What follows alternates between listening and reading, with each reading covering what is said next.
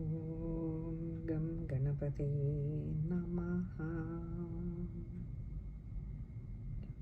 ഓം some സരസ്വത്യേ നമഃ. ഓം gum ഗുരുഭ്യോ നമഃ. ഓം ശ്രീ മഹാദേവ്യൈ നമഃ. ഓം ശ്രീ മാത്രേ നമഃ. എല്ലാ സുഹൃത്തുക്കളുടെയും പാദപത്മങ്ങളിൽ നമസ്കാരം ചെയ്തുകൊള്ളുന്നു. ഇനി നമുക്ക് അടുത്ത ശ്ലോകത്തിലേക്ക് കടക്കാം. സൗമ്യ സൗമ്യതരാശേഷ സൗമ്യേഭ്യസ്ത്വതിസുന്ദരി പരാപരാണാം പരമാ ത്വമേവ പരമേശ്വരി. ബ്രഹ്മാവിൻ്റെ സ്തുതിയായിരുന്നു നമ്മൾ കണ്ടുകൊണ്ടിരുന്നത്.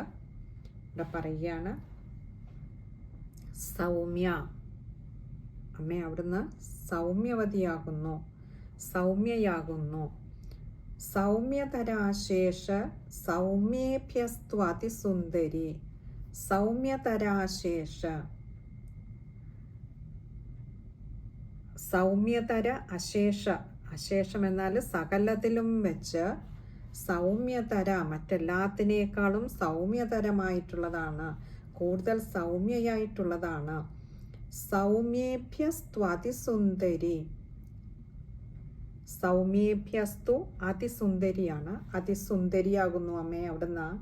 അതേസമയം എങ്ങനെയാണ് സൗമ്യേഭ്യ, ആ സൗന്ദര്യ ശോഭയോടുകൂടി തന്നെ അവിടുന്ന് അതിസുന്ദരിയായി സ്ഥിതി ചെയ്യുന്ന ദേവി, അല്ലയോ ദേവി, ത്വമേവ പരാപരാണാം പരമ ത്വമേവ പരമേശ്വരി. പരാപരാണാം, അതായത് എല്ലാത്തിൻ്റെയും കാര്യകാരണങ്ങളുടെ ജനയിതാവായി അമ്മ അവിടുന്ന് വർത്തിക്കുന്നു. പരമ, ഏറ്റവും ശ്രേഷ്ഠയായിട്ടുള്ളവളാണ് അമ്മ അവിടുന്ന്. ത്വമേവ പരമേശ്വരി, പരമേശ്വരനും ഈശ്വരിയായി വർത്തിക്കുന്നവൾ അമ്മേ, അത് അവിടുന്ന് തന്നെയാണ്, അല്ലയോ ജഗദംബികെ. അടുത്ത ശ്ലോകം.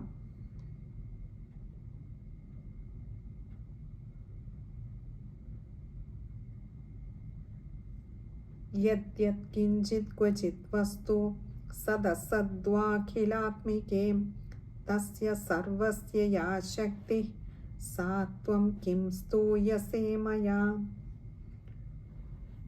യദ്യത്, ഏതേതെല്ലാം, കിഞ്ചിത് ക്വചിത് വസ്തു, അതേതൊക്കെയായാലും ഏത് തരത്തിലുള്ളതായിരുന്നാലും, സത് അസദ്വാഖിലാത്മികേ, സത് അസത്ത് വ അഖിലാത്മികേ, സത്തായിട്ടുള്ളതോ അസത്തായിട്ടുള്ളതോ, അഥവാ ഉത്കൃഷ്ടമായോ നികൃഷ്ടമായോ ഉള്ളത്, മറ്റൊരു തരത്തിൽ പറഞ്ഞാൽ സ്ഥൂലമായോ സൂക്ഷ്മമായോ, അത് ഏത് രൂപത്തിലായിരുന്നാലും, തസ്യ സർവസ്യയാ ശക്തി, അങ്ങനെ ഈ പ്രപഞ്ചത്തിൽ കാണപ്പെടുന്നവയൊക്കെയും അവയുടെയൊക്കെയും തസ്യ, അതിൻ്റെ സർവസ്യയാ ശക്തി, അങ്ങനെയുള്ള ആ സർവ്വതിൻ്റെയും ഉള്ളിൽ ശക്തിയായി കുടികൊള്ളുന്നത് യാതൊന്നാണോ, സാത്വം കിം സ്തൂയസേ മയാ. സാത്വം, അങ്ങനെയുള്ള ആ മഹാമായ ഭഗവതിയായ ദേവി അവിടുത്തെ ഞാൻ സ്തൂയസേ മയാ, എന്നാൽ ഞാൻ ദാ അവിടുത്തെ സ്തുതിക്കുന്നു. ഇവിടെ ഈ ഒരു ശ്ലോകത്തിൽ പാഠഭേദം കാണാം. യദ്യത് എന്നുള്ളിടത്ത് യച്ച, യത് ച ആണ് യച്ച, യാതൊന്നാണോ അതും, അതായത് കിഞ്ചിത് ക്വചിത് വസ്തു, വളരെ ഉത്കൃഷ്ടമായിട്ടുള്ളതോ ഉത്കൃഷ്ടമായോ നികൃഷ്ടമായോ ഉള്ള, അത് ഏത് തരത്തിലുള്ളതായി, സ്ഥൂലമായാലും സൂക്ഷ്മമായാലും തുടങ്ങി,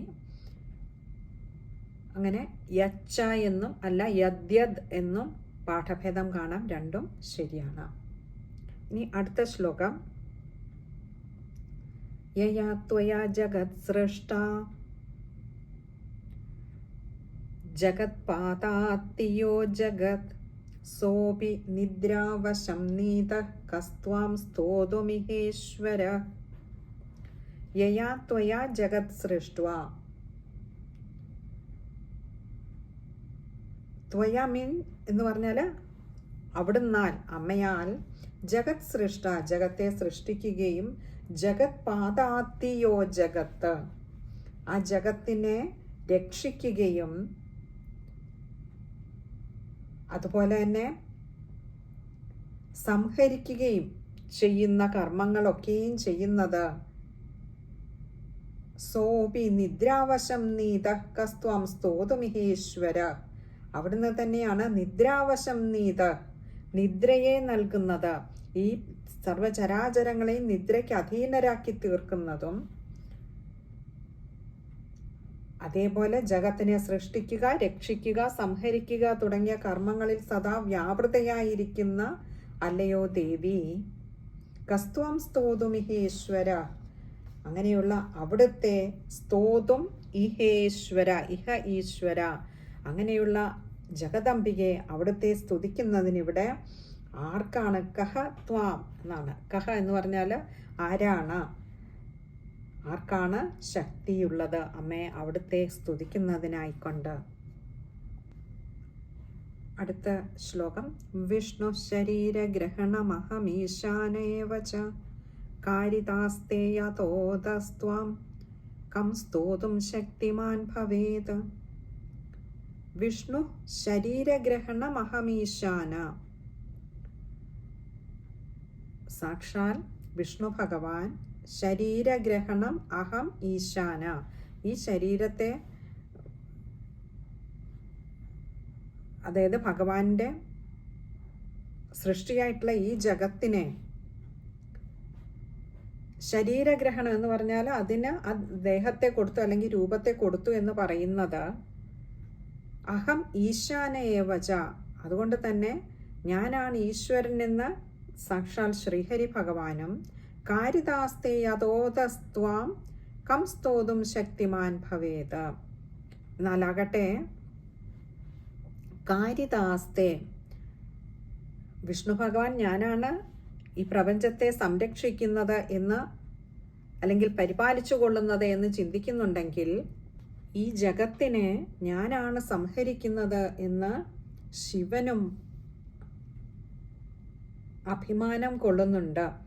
അപ്പോൾ ഈ രണ്ട് തരത്തിലും പഞ്ചകൃത്യ പരായണയായിട്ടുള്ള ഭൂലോകത്തെ സൃഷ്ടിക്കുകയും പരിപാലിക്കുകയും സംഹരിക്കുകയും ചെയ്യുന്ന ജഗദംബികയാകട്ടെ മഹാവിഷ്ണുവിൽ താനാണ് ഈ ജഗത്തിനെയൊക്കെ പരിപാലനം ചെയ്തു കൊണ്ടുപോകുന്നത് എന്നുള്ള ഒരു ധാരണ ഉളവാക്കിക്കൊണ്ട് ഒരു അഭിമാനത്തെ വളർത്തുന്നുണ്ടെങ്കിൽ അമ്മയുടെ മായയാണ് അതും എന്നാണ് ഇവിടെ പറയുന്നത്. അതേപോലെ തന്നെ ശ്രീ പരമശിവന് ഈ പ്രപഞ്ചത്തിൻ്റെ മുഴുവൻ സംഹാരത്തിന് താനാണ് ഹേതുവായിട്ടുള്ളത് എന്ന് ഒരഭിമാനം കൊള്ളുന്നുണ്ടെങ്കിൽ അതും ആ ജഗദംബിക തന്നെയാണ് അങ്ങനെ ഒരു തോന്നൽ ഉളവാക്കുന്നത്. അടുത്ത ശ്ലോകം. സാത്വമിത്തം പ്രഭാവൈ സ്വൈരുദ്ധാരൈ ദേവി സംസ്തുതാ മോഹയൈതാ ദുരാധർഷാ വസുരൗ മധുകൈടഭൗ. ഇവിടെ ഒരു പാഠഭേദം ഈ ശ്ലോകത്തിലും കാണാം. സാത്വമിത്തം പ്രഭാവൈ സ്വൈരുദ്ധാരൈ ദേവി സംസ്തുത എന്നുള്ളിടത്ത് ഉദാരൈർ ദേവി സംസ്തുത എന്ന ഭേദം കാണാം ചില ഗ്രന്ഥങ്ങളിൽ, തെറ്റല്ല. ഈ പറയാണ് സാത്വമിത്തം പ്രഭാവൈ, സാ അവൾ ആ ദേവി, ത്വമിത്തം പ്രഭാവൈ ഇപ്രകാരം തൻ്റെ പ്രഭാവം കൊണ്ട് സ്വൈരുദാരൈർ ദേവി സംയുത, എല്ലാ തരത്തിലുമുള്ള പ്രഭാവങ്ങളോട് കൂടിയിരിക്കുന്ന ആ അമ്മ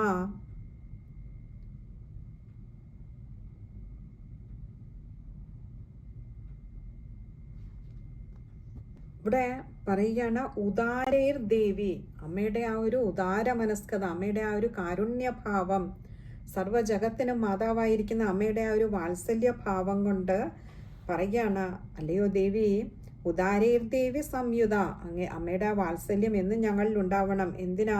മോഹയേതാ ദുരാധർഷ വസുരവും മധു കൈടഭവും. മോഹയ ഏതാ ദുരാധർഷവും അസുരവ് മധു കൈടഭൗ. ഈ മധു എന്നും കൈടഭൻ എന്നും പറയുന്ന ഈ അസുരന്മാരെ മോഹിപ്പിക്കത്തക്ക വിധത്തിൽ അമ്മേ അവിടുന്ന് വർത്തിക്കണമേ എന്ന് അപേക്ഷിക്കുകയാണ്.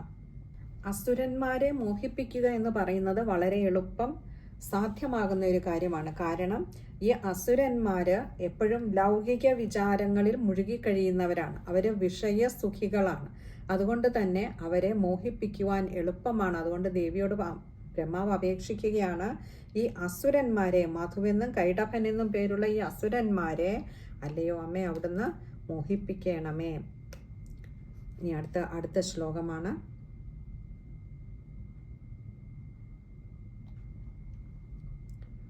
പ്രബോധം ച ജഗത് സ്വാമി നിയതാമച്യുതോ ലഘു ബോധശ്ച ക്രയതാമസ്യ ഹന്തുമേതൗ മഹാസുരൗ.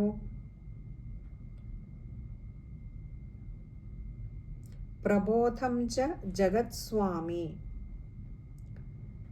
പ്രബോധം എന്ന് പറഞ്ഞാൽ വീണ്ടും ഇങ്ങനെയൊക്കെ അവിടുന്ന് ജഗത് സ്വാമി നിയതാം അച്യുതോ ലഘു, അതായത് ഈ അച്യുതനെ, ശ്രീകൃഷ്ണ ഭഗവാനെ പ്രബോധം ച ഒന്ന് ഉണർത്തുവാനായിട്ട്. എന്തിനു വേണ്ടി? ഈ മഹാ അസുരന്മാരെയൊക്കെ എന്ന ഈ കൃഷ്ണനെ കൊണ്ട്, ഭഗവാനെ കൊണ്ടൊന്ന് കൊല്ലിക്കാമെന്ന് കരുതി ഈ ഉണർത്തുവാൻ വേണ്ടിയിട്ട് ദേവിയോട് അപേക്ഷിക്കുകയാണ്. ദേവി പ്രയാസം കൂടാതെ ആ കൃഷ്ണനെ ഒന്ന് ഉണർത്തുവാൻ കഴിയണമേ. എന്തിനു വേണ്ടിയിട്ടാ? ഈ മധുവെന്നും കൈടഭൻ എന്നും പേരുള്ള ഈ അസുരന്മാരെ നിഗ്രഹിക്കുന്നതിന് വേണ്ടിയിട്ടാ. ഋഷിരുവാച ഏവം സ്തുതാ തദാ ദേവി താമസീ തത്ര വേധസാ വിഷ്ണു പ്രബോധനാർത്ഥായ നിഹന്തും മധുകൈടഭൗ. ഏവം സ്തുത തഥാ ദേവി. ഇപ്രകാരം ദേവിയെ ബ്രഹ്മാവ് പല വിധത്തിൽ നന്നായി സ്തുതിച്ചു. ഏവം വിധ തഥാ ഏവം സ്തുത തഥാ ദേവി താമസീ തത്ര വേധസാം. ഈ വിഷ്ണു ഭഗവാന് ഉണരുകയും അതുപോലെ തന്നെ മധുകൈടഭന്മാരെ കൊല്ലുകയും വേണമെന്നുള്ള ഒരു ബ്രഹ്മാവിൻ്റെ ഹൃദയംഗമമായ അഭ്യർത്ഥനയെ ദേവി സ്വീകരിക്കുക തന്നെ ചെയ്തു. അപ്പോൾ ദേവിയോട് ഈ ബ്രഹ്മാവ് അപേക്ഷിച്ചത് എന്താ? ഈ മധുവെന്നും കൈടഭനെന്നും പേരുള്ള രണ്ട് അസുരന്മാരെ അമ്മേ അവിടുന്ന് വധിച്ചു തരയണമേ. അങ്ങനെ ദേവി അത് സ്വീകരിക്കുന്നു. വിഷ്ണു പ്രബോധനാർത്ഥായ നിഹന്തും മധുകൈടഭൗ നേത്രാസ്യ നാസികാബാഹു ഹൃദയേഭ്യസ്തഥോരസ. നേത്രാസ്യ നാസികാബാഹു. നേത്രം, ആസ്യം എന്ന് പറഞ്ഞാൽ മുഖമാണ്. കണ്ണുകള്, മുഖം, നാസിക മൂക്ക്, ബാഹുക്കൾ കൈകള്, ഹൃദയം, അതുപോലെ വക്ഷസ്ഥലം, ഉരസ് എന്ന് പറഞ്ഞാൽ വക്ഷസ്ഥലം എന്നിങ്ങനെ ഉള്ള അവയവങ്ങളിൽ നിന്നും തമോ ഗുണപ്രധാനിയായിട്ടുള്ള ആ ദേവി അങ്ങനെ അവതരിച്ചു. അപ്പോൾ നമ്മൾ പറഞ്ഞു കണ്ണുകള്, മുഖം, നാസിക, ബാഹുക്കൾ, ഹൃദയം, അതുപോലെ ഉരസ് എന്നീ അവയവങ്ങളിൽ നിന്നാണ് ഇപ്പോൾ തമോ ഗുണപ്രധാനിയായിട്ടുള്ള ആ ദേവി അവതരിച്ചിരിക്കുന്നത്. ആ ദേവിയാകട്ടെ അവ്യക്ത ജന്മമാവാന്, അതിനിപ്പം ജനനം ഒന്നും ആർക്കും ഒരു നിശ്ചയമില്ലാത്ത കാര്യമാണ്. എന്നാൽ പോലും അങ്ങനെയായിട്ടുള്ള ബ്രഹ്മാവിന് കാണത്തക്ക വിധമാണ് ദേവി പ്രത്യക്ഷ രൂപിണിയായിട്ട് അവിടെ അവതരിച്ചത്. ഇനി ആ ശ്ലോകം ഒന്നുകൂടി നോക്കാം.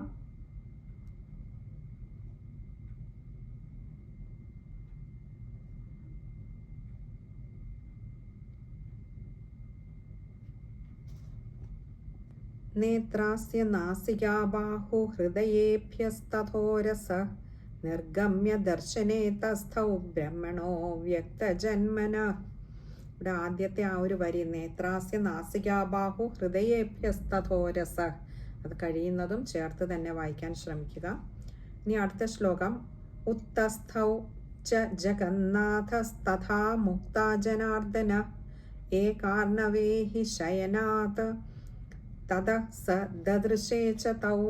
ഉത്തസ്ഥൗ എന്ന് പറഞ്ഞാൽ എഴുന്നേൽക്കുക. ഉത്തസ്ഥൗ ച ജഗന്നാഥസ്തയാ മുക്തോ ജനാർദ്ദന. ആ സാക്ഷാൽ ശ്രീഹരി ഭഗവാൻ തൻ്റെ ആ നിദ്രയൊക്കെ വിട്ട്, ആ യോഗ നിദ്രയൊക്കെ ഉപേക്ഷിച്ച് അതിൽ നിന്നും മുക്തനായി, ഏകാർണവേ ഹി ശയന തത സ ദദൃശേ ച തൗ. അങ്ങനെ ആ ഭഗവാൻ, ശ്രീഹരി ഭഗവാൻ യോഗനിദ്ര വിട്ട് എഴുന്നേറ്റു. അങ്ങനെ എഴുന്നേറ്റപ്പോഴാണ് തത സ ദദൃശേ ച തൗ, അപ്പോഴാണ് അവിടെ തൗ എന്ന് പറഞ്ഞ അവരെ രണ്ടുപേരെയും കണ്ടത്. ആരെയൊക്കെ? മധു കൈഡഭൗ ദുരാത്മാനാം അതിവീര്യ പരാക്രമൗ ക്രോധ രക്തേക്ഷണൗ ഹന്തും ബ്രഹ്മാണം ജനിതോദ്യമൗ. മധു കൈഡഭൗ, മധുവെന്നും കൈഡഭനെന്നും പേരുള്ളതായിട്ടുള്ള രണ്ട് അസുരന്മാരെ ഭഗവാൻ അപ്പോഴാണ് കാണുന്നത്. ദുരാത്മാനാവ് അതിവീര്യ പരാക്രമൗ, ദുരാത്മാനൗ അതിവീര്യ പരാക്രമൗ, രണ്ട് വാക്കുകളാണ്. ദുരാത്മനൗ അതായത് ഭഗവാനെ ദുരാത്മാക്കളായിട്ടുള്ള മഹാപാപികളായിട്ടുള്ള അതിവീര്യ പരാക്രമൗ, അതിവീര്യ പരാക്രമമുള്ളവനുമായിട്ടുള്ള മധുവെന്നും കൈഡഭനെന്നും പേരുള്ള രണ്ട് അസുരന്മാരെ ഭഗവാൻ തൻ്റെ യോഗമായ വിട്ട് എഴുന്നേറ്റ ഉടൻ തന്നെ കണ്ടു. ബ്രഹ്മാണം ജനിതോദ്യമൗ, ആ രണ്ട് മധു കൈഡഭന്മാരെ ഭഗവാൻ കണ്ടു. പക്ഷെ അപ്പോഴേക്കും ആ രണ്ട് അസുരന്മാര് ബ്രഹ്മാവിനെ കൊല്ലുന്നതിനായിക്കൊണ്ട് കോപം കൊണ്ട് കണ്ണുകളൊക്കെ ചുവപ്പിച്ച് അങ്ങനെ ദുഷ്ടബുദ്ധികളായിട്ട് ഭഗവാനെ അവര് നിൽക്കുന്നതാണ് ഭഗവാൻ കാണുന്നത്. അവര് ബ്രഹ്മാവിനെ നിഗ്രഹിക്കുവാൻ സന്നദ്ധരായിട്ട് അതിവീര പരാക്രമികളായിട്ടാണ് അവിടെ നിൽക്കുന്നത്. ഇനി അടുത്ത ശ്ലോകം, സമുത്ഥായ തതസ്താഭ്യാം യുയുധേ ഭഗവാൻ ഹരി പഞ്ചവർഷസഹസ്രാണി ബാഹുപ്രഹരണോ വിഭു. ഇങ്ങനെ ഭഗവാൻ ഇത് കണ്ടതും സമുത്ഥായ, ഭഗവാൻ അവിടെ നിന്നും എഴുന്നേറ്റു. ആ ശ്രീഹരി ഭഗവാന് എഴുന്നേറ്റതിന് ശേഷം തതസ്ഥാഭ്യാം യുയുധേ ഭഗവാൻ ഹരി. ഭഗവാൻ ആരാണ്? ആ ഭഗവാൻ യുയുധേ ആണ് എന്ന് പറഞ്ഞാൽ യുദ്ധകുശലനാണ്. യുദ്ധത്തിനായി കാക്ഷിക്കുന്നു എന്ന് പറയുകയോ യുദ്ധകുശലനാണ്. നമുക്കത് മഹാഭാരത യുദ്ധത്തിലൊക്കെ ഭഗവാന്റെ കാര്യം നമ്മൾ കണ്ടിരുന്നു. ഭഗവാൻ എപ്പോഴും ശത്രുക്കളെ കാണുമ്പോൾ പോലും മുഖത്ത് ആ ഒരു പുഞ്ചിരി വിടർത്തുന്നുണ്ടെങ്കിലും ഭഗവാന്റെ കൗശല്യം ഒന്നുകൊണ്ട് തന്നെ ശത്രുക്കളെ നിഗ്രഹിക്കുന്നതിൽ സമർത്ഥനാണ് ശ്രീഹരി ഭഗവാന്. ആ ഭഗവാൻ സമുത്ഥായ എഴുന്നേറ്റിട്ട് പഞ്ചവർഷസഹസ്രാണി ബാഹുപ്രഹരണോ വിഭു. ഭഗവാൻ എഴുന്നേറ്റ് യുദ്ധകുശലനായിട്ടുള്ള ഭഗവാൻ ഈ മധു കൈഡഭന്മാരെന്ന് പറയുന്ന ഈ രണ്ട് അസുരന്മാരുമായിട്ട് പഞ്ചവർഷസഹസ്രാണി 5000 വർഷങ്ങള്, പഞ്ചസഹസ്രം എന്ന് പറഞ്ഞാൽ 1000 വർഷങ്ങള്, പഞ്ചവർഷസഹസ്രാണി 5000 വർഷങ്ങള്, സഹസ്രം 1000, പഞ്ചസഹസ്രം 5000, പഞ്ചവർഷസഹസ്രാണി 5000 വർഷം നീണ്ടു നിൽക്കുന്ന ബാഹുപ്രഹരണോ വിഭോ. ഭഗവാനെ ബാഹുക്കൾ കൊണ്ട് മാത്രം യുദ്ധം ചെയ്തുവല്ലോ. അതായത് ആയുധങ്ങൾ എടുക്കാതെ തന്നെ കൈകൾ കൊണ്ട് തന്നെ ഭഗവാൻ ഈ 5000 വർഷങ്ങൾ ഈ രണ്ട് അസുരന്മാരുമായി, മധു എന്ന് പറയുന്ന അസുരനുമായിട്ടും കൈഡഭൻ എന്ന് പറയുന്ന അസുരനുമായിട്ടും യുദ്ധം ചെയ്തുവല്ലോ. അടുത്ത ശ്ലോകം, താവപ്യതിബലോന്മത്തൗ മായാ മഹാമായ വിമോഹിതൗ ഉക്തവന്തൗ വരോസ്മത്തോ വ്രീയതാമിതി കേശവം. താവപ്യതിബലോന്മത്തൗ, തൗ അപി അതിബലോന്മത്തൗ, തൗ എന്ന് പറഞ്ഞാൽ അവര് രണ്ടുപേരും അതിബലോന്മത്തൗ അപി, അതീവ ബലശാലികളായിട്ടുള്ള മഹാവീരപരാക്രമികളായിട്ടുള്ളവരായിരുന്നിട്ടും എന്നിട്ടും മഹാമായ വിമോഹിതവും, ആ മഹാമായ ദേവിയുടെ മായാവൈഭവത്താൽ മോഹിക്കപ്പെട്ടവരായി തീർന്നു. കാരണം ഉക്തവന്തൗ വരോസ്മത്തോ വ്രിയതാമിതി കേശവം. എന്തുകൊണ്ടാണ് അങ്ങനെ പറഞ്ഞത്? മഹാമായ ദേവിയുടെ വൈഭവത്താൽ മോഹിക്കപ്പെട്ടവരായി തീർന്നു എന്ന് പറയാൻ കാരണം ഉക്തവന്തൗ, അവർ രണ്ടുപേരും ഇങ്ങനെ പറഞ്ഞു ആ ശ്രീഹരി ഭഗവാനോട്. എന്തോ? വരോസ്മത്തോ വ്രിയതാമിതി കേശവം. അല്ലയോ കേശവ, ഇപ്പോൾ നിനക്ക് മനസ്സിലായിട്ടുണ്ടല്ലോ ഞങ്ങൾ വളരെ പരാക്രമശാലികളാണെന്ന്, ഞങ്ങളെ തോൽപ്പിക്കാൻ കഴിയില്ല എന്ന് നിനക്ക് മനസ്സിലായല്ലോ. അതുകൊണ്ട് എന്തു വരമാണ് നിനക്ക് വേണ്ടത്? അത് ഞങ്ങൾ തരാം, നീ അത് സ്വീകരിച്ചാലുമെന്ന് സാക്ഷാൽ ശ്രീഹരി ഭഗവാനോട് പറയത്തക്ക വിധത്തിൽ ഉള്ളിലത്തെ മതത്തെ മായാ വൈഭവം കൊണ്ട് ആ മായാ ഭഗവതി വർദ്ധിപ്പിച്ചു. ഇത് കേട്ട ഭഗവാൻ സ്വതസിദ്ധമായ ഭാവത്തിൽ മറുപടി പറയുന്നതാണ് അടുത്തത്. ശ്രീ ഭഗവാനുവാച ഭവേതാമദ്യ മേ തുഷ്ടൗ മമ വധ്യാവുഭാവപി കിമന്യേന വരേണാത്ര ഏതാവദ്ധി വ്രതം മയാ. ഭഗവാൻ പറയാണ്,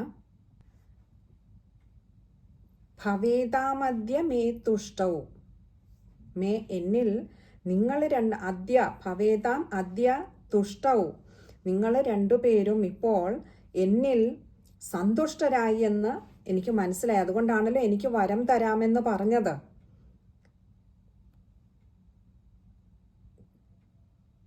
ഇവിടെ മമ വധ്യാവുഭാവപി, മമ വധ്യാം എനിക്ക് വധിക്കാൻ കഴിയണം. ആരെ? ഉഭൗ അപി, നിങ്ങളെ രണ്ടുപേരെയും എനിക്ക് വധിക്കുവാൻ കഴിയണം. കിം അന്യേന വരേണ അത്ര, കിം അന്യേന വരേണ അത്ര, എനിക്കിതല്ലാതെ മറ്റെന്തു വരമാണ് ഇപ്പോൾ വേണ്ടത്? കാരണം ഞാൻ ഇപ്പോൾ നിൽക്കുന്നത് ഒരു യുദ്ധ ഭൂമിയിലാണ്. നിങ്ങളുമായി ഇത്രയും നേരവും മല്ലയുദ്ധം നടത്തിക്കൊണ്ടിരുന്ന എനിക്ക് നിങ്ങളെ തോൽപ്പിക്കാൻ കഴിഞ്ഞില്ലെങ്കിൽ ഇപ്പോൾ എനിക്ക് എന്താണ് വേണ്ടത്? നിങ്ങളെ തോൽപ്പിക്കുക, നിങ്ങളെ വധിക്കുക എന്നുള്ളതാണ് എൻ്റെ അഭീഷ്ടം. നോക്കണേ, തൻ്റെ പ്രജകൾക്ക് അഭീഷ്ട വരദനായിട്ടുള്ള ഭഗവാൻ ഈ അസുരന്മാരുടെ ഈ ഒരു നിറഞ്ഞ വാക്കുകളിൽ ഭഗവാൻ അതേപോലെ തന്നെ അജ്ഞാനി എന്നോണം മറുപടി പറയുകയാണ്. നിങ്ങളെ വധിക്കുക എന്നുള്ളത് എനിക്ക് ഭഗവാന് അവരോട് വരം വാങ്ങുകയല്ല, കൊടുക്കാമെന്ന് പറഞ്ഞപ്പോൾ ഇത് തന്നെയാണ് അവരെ വധിക്കുവാനുള്ള ഏറ്റവും നല്ല ഉപായമെന്ന് യുദ്ധകുശലനായിട്ടുള്ള ഭഗവാൻ അറിയാവുന്നത് കൊണ്ട് ഭഗവാൻ ചോദിച്ച വരം, നിങ്ങളെ വധിക്കുവാൻ എനിക്ക് കഴിയണം, ആ വരമാണ് എനിക്കിപ്പോൾ വേണ്ടത് ഈ യുദ്ധഭൂമിയിൽ. ഇതല്ലാതെ മറ്റെന്ത് വരമാണ് എനിക്ക് വേണ്ടത്? ഏതാവധി വ്രതം മയ, എനിക്ക് ഇതല്ലാതെ ഇങ്ങനെ ഒരു വരം മാത്രമേ എനിക്ക് ആവശ്യമുള്ളൂ. ഇനി വീണ്ടും ആ ഋഷി പറയുകയാണ്, ആ സുമേധസ് മഹർഷി പറയുകയാണ് വീണ്ടും കഥ. നമുക്കറിയാം, ഇതാ രാജാവിനോട് പറഞ്ഞു കൊടുക്കുന്ന, രാജാവിനോടും ആ വൈശ്യനോടും സുരഥ മഹാരാജാവിനോടും സമാധി എന്ന വൈശ്യനോടും പറഞ്ഞു കൊടുക്കുകയാണല്ലേ. അപ്പോൾ വീണ്ടും ആ മഹർഷി പറയുകയാണ്, വഞ്ചിതാഭ്യാം ഇതി തഥാ സർവം ആപോമയം ജഗത് വിലോക്യ താഭ്യാം ഗതിതോ ഭഗവാൻ കമലേക്ഷണ. വഞ്ചിതാഭ്യാമിതി, തങ്ങൾ വഞ്ചിക്കപ്പെട്ടിരിക്കുന്നുവെന്ന് ആ മധുകൈടഭന്മാർക്ക് മനസ്സിലായി. ഇതി തഥാ സർവമാപോമയം ജഗത്ത്, അതുകൊണ്ട് ഇങ്ങനെ വഞ്ചിതന്മാരായി അവർ രണ്ടുപേരും ഒരിക്കലും ശ്രീഹരി ഭഗവാനിൽ നിന്ന് ഇങ്ങനെ ഒരു വരം ആവശ്യപ്പെടുമെന്ന് പ്രതീക്ഷിക്കാതെ ഇരുന്നത് കൊണ്ട് തന്നെ ഈ ചോദ്യം, കൊടുക്കാമെന്ന് പറഞ്ഞ വരം കൊടുക്കാതിരിക്കാനും വയ്യ. അപ്പോൾ അവരാകെ ഒരു ധർമ്മസങ്കടത്തിലായി. അതുകൊണ്ട് അങ്ങനെ വഞ്ചിക്കപ്പെട്ടുവെന്ന് മനസ്സിലാക്കിയപ്പോൾ ആ സമയത്ത് സർവം ആപോമയം ജഗത്, ഈ ജഗത്ത് മുഴുവൻ, ആപ എന്ന് പറഞ്ഞാൽ ജലം, ജലമയമായി കണ്ടു ആ അസുരന്മാർ. അതായത് ജഗത്താകെ ജലം കൊണ്ട്, പ്രളയം കൊണ്ട് നിറഞ്ഞതുപോലെ കണ്ടു. വിലോക്യ, കണ്ടിട്ട് താഭ്യാം ഗതിതോ ഭഗവാൻ കമലേക്ഷണ, അവര് ആ അസുരന്മാര്. അപ്പോൾ ഇത് തന്നെയാണ് അടുത്ത ഒരു അവസരം തങ്ങൾക്കുള്ളത് എന്ന് കരുതിയിട്ട് താഭ്യാം ഗതിതോ ഭഗവാൻ കമലേക്ഷണ.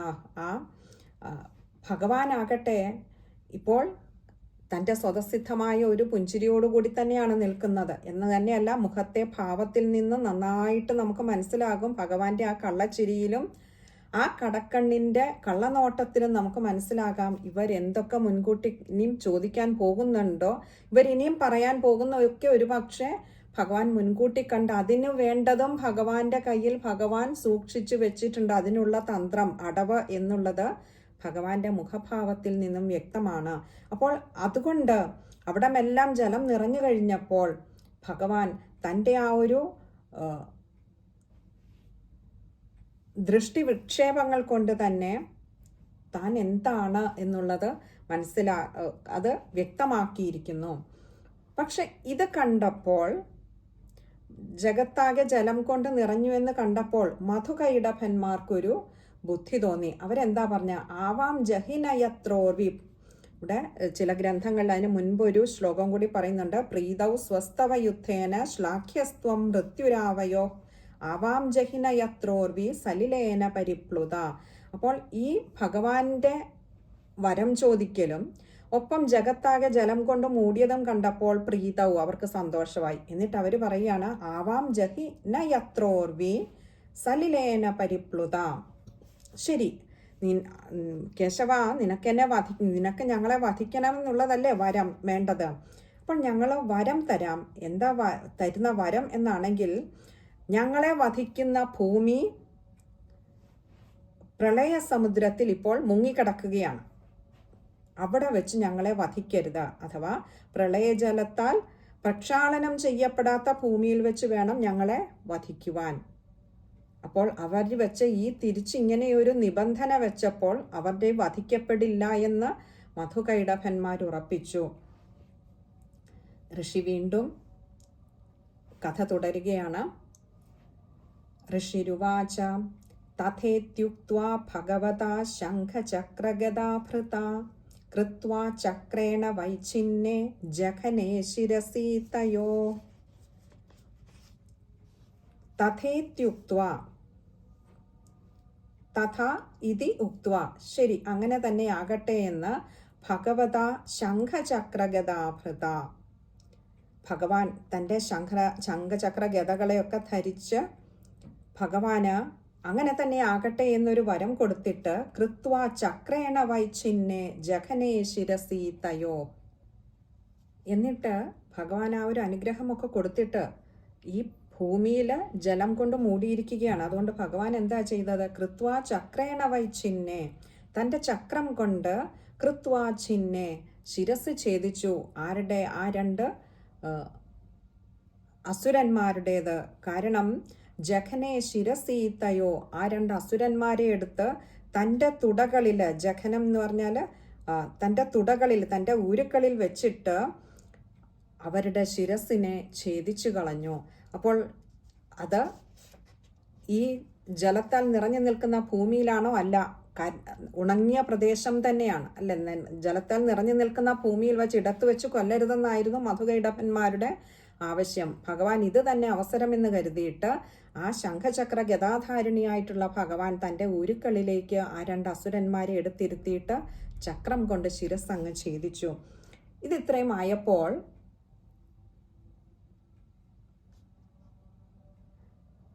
ബ്രഹ്മാവിൻ്റെ ഭയമൊക്കെ ഇപ്പോൾ മാറി. എന്താ, ഇനി ഈ രണ്ട് അസുരന്മാരെ ഭയപ്പെടേണ്ടതില്ല. ഇത്ര നേരവും ഭയപ്പെട്ട് നിൽക്കുകയായിരുന്നു ഈ അസുരന്മാരെ. ഭഗവാനും ആ മല്ലയുദ്ധത്തിൽ ആർക്കും വിജയമില്ലാതെ 5000 വർഷത്തോളം കടന്നുപോയി. അപ്പോഴൊക്കെ ബ്രഹ്മാവ് ആ ഭയത്തിൻ്റെ പിടിയിലായിരുന്നു. ഇപ്പോൾ അവരെ ഭഗവാൻ തന്ത്രപൂർവം വധിച്ചു കഴിഞ്ഞപ്പോൾ ബ്രഹ്മാവിൻ്റെ ഭയമൊക്കെ മാറി. ഇങ്ങനെ അവരെ വധിച്ചു കളഞ്ഞിട്ട് ഇപ്പോൾ അതുവരെ ഉണ്ടായിരുന്ന ജലമാകെ പ്രളയത്തിൽ മുങ്ങി നിൽക്കുകയായിരുന്നു അല്ലേ. ആ സമയത്ത് ഭഗവാൻ എന്ത് ചെയ്തു എന്ന് വെച്ചാൽ, ഈ മധുകൈടഭന്മാരുടെ നിഗ്രഹം കഴിഞ്ഞപ്പോൾ അവരുടെ തന്നെ, അത് അടുത്ത ശ്ലോകത്തിൽ വരുന്നുണ്ടെന്ന് തോന്നില്ല.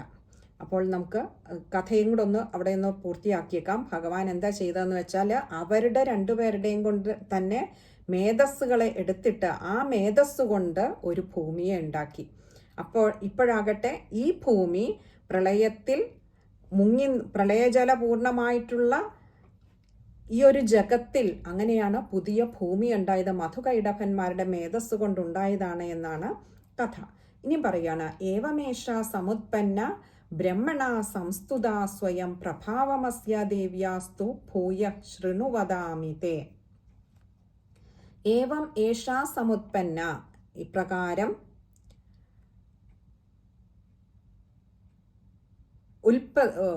ഉത്ഭവിച്ചു അഥവാ പ്രത്യക്ഷപ്പെട്ടു.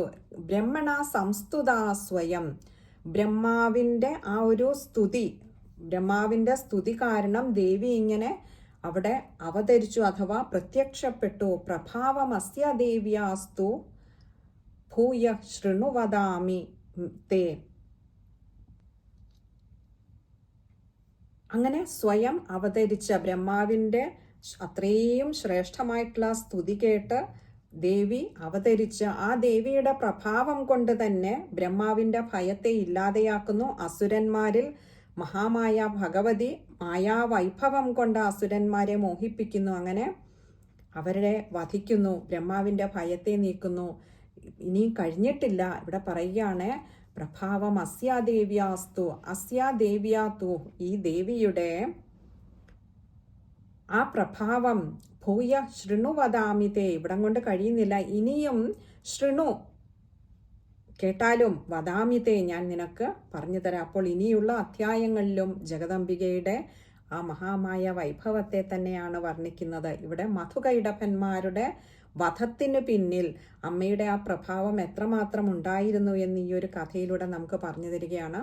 അങ്ങനെ ആദ്യത്തെ അധ്യായം അമ്മ നമ്മളെ കൊണ്ടൊന്ന് വിചാരം ചെയ്യിപ്പിച്ച് അമ്മയുടെ പാതാരവിന്ദങ്ങൾ സമർപ്പിക്കുന്നതിനുള്ള ഒരു അവസരം ഒരുക്കി തന്നു. പറഞ്ഞതെല്ലാം അമ്മയുടെ വൈഭവം, പറയിപ്പിച്ചതും അമ്മയുടെ വൈഭവം, എല്ലാം പറയിപ്പിച്ചതെല്ലാം അമ്മയുടെ പാതാരവിന്ദങ്ങളിൽ അർച്ചനാപുഷ്പങ്ങളായി സമർപ്പിച്ചു കൊള്ളട്ടെ. സർവത്ര ദേവീ നാമസങ്കീർത്തനം. ശ്രീ മഹാദേവ്യൈ നമഃ. ഇതി ശ്രീ മാർക്കണ്ഡേയപുരാണേ സാവർണികേ മന്വന്തരേ ദേവീ മാഹാത്മ്യേ മധുകൈടഭവധവർണ്ണനം നാമ പ്രഥമോധ്യായഃ. ഓം ശ്രീ ചാമുണ്ഡായൈ നമഃ. മധ്യമചരിതം ദ്വിതീയോധ്യായഃ. മഹിഷാസുരസൈന്യവധഃ. ഋഷിരുവാച ദേവാസുരമഭൂദ്യുദ്ധം പൂർണ്ണമബ്ദശതം പുരാ महिषेऽसुराणामधिपे देवानां च पुरन्तरे. ഓം ശ്രീ ചാമുണ്ഡായൈ നമഃ. നമ്മൾ മുൻപും പറഞ്ഞിട്ടുണ്ട്, ഓരോ അധ്യായവും വായിച്ച് അവിടെ നിർത്തരുത്. അടുത്ത അധ്യായത്തിൻ്റെ ആദ്യത്തെ ഒരു ശ്ലോകവും കൂടി വായിച്ചേ നിർത്താവൂ എന്നാണ് ആചാര്യന്മാർ പറയാറുള്ളത്. അതുകൊണ്ടാണ് രണ്ടാമത്തെ അധ്യായത്തിൻ്റെ ഒരു ശ്ലോകം കൂടി നമ്മൾ ഇതിനോടൊപ്പം ചേർത്ത് വായിച്ച് നിർത്തുന്നത്. അമ്മയെ അനുഗ്രഹിച്ചാൽ അടുത്ത സത്സംഗത്തിൽ രണ്ടാമത്തെ അധ്യായം നമുക്ക് വിചാരം ചെയ്തു തുടങ്ങാമെന്ന് കരുതുന്നു. സർവത്ര ദേവീ നാമസങ്കീർത്തനം. ശ്രീ മഹാദേവ്യൈ നമഃ.